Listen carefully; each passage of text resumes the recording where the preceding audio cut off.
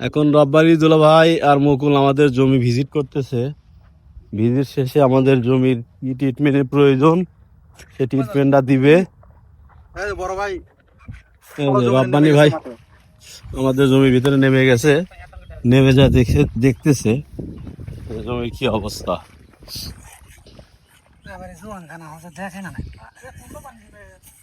রব্বানি ভাই জোয়ান কানা হয়েছে সেগুলো দেখতেছে। এরা দুই ভাই জোয়ান কানা গুলা দেখে বল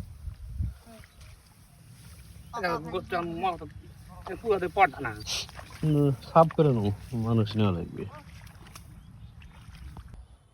আমরা নিজেদের পরামর্শে আমাদের এই জমিতে আমরা 1 সপ্তাহ আগে সার দিই, সার জমিতে দেওয়া কম হয়ে যায়। এই কারণে আমাদের ধানের অবস্থা মোটামুটি একটু খারাপই হয়ে গেছে। যতটুকু সার দেওয়ার কথা ছিল এতটুকু দিতে পারিনি।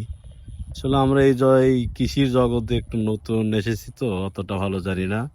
আমাদের মাঝে আমার যে দুলাভাই, এই যে রব্বাই দুলাভাই আর মুকুল, এরা কৃষি সম্পর্কে অনেকটাই অভিজ্ঞ, কারণ ওরা এগুলোর সাথেই জড়িত।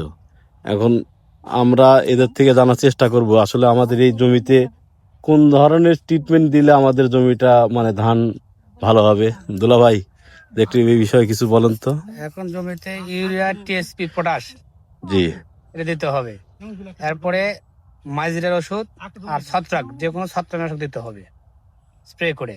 মাজরা প্লাস ছত্রাকনাশক এটা স্প্রে করতে হবে। আর জমিটা শুকায় দিতে হবে। আর সার যে কম হয়েছে, আর সার কম হয়েছে এই কারণে সার আবার যেহেতু দেখতেছি গড় করতেছে আমার বড় দুই ভাই, তো সারগুলো ফাইন মিশানো ভালো হচ্ছে। সারের ক্যাপাসিটি খুব ভালো, সম পরিমাণ টিএসপি, ইউরিয়া, পটাশ খুব ভালো সার। এগুলো স্প্রে করলে যেগুলো ঘাটতি আছে ধানের, এটা আশা করি এটা খুব স্বাভাবিক ধান হবে এবং ফলনশীল ধান হবে।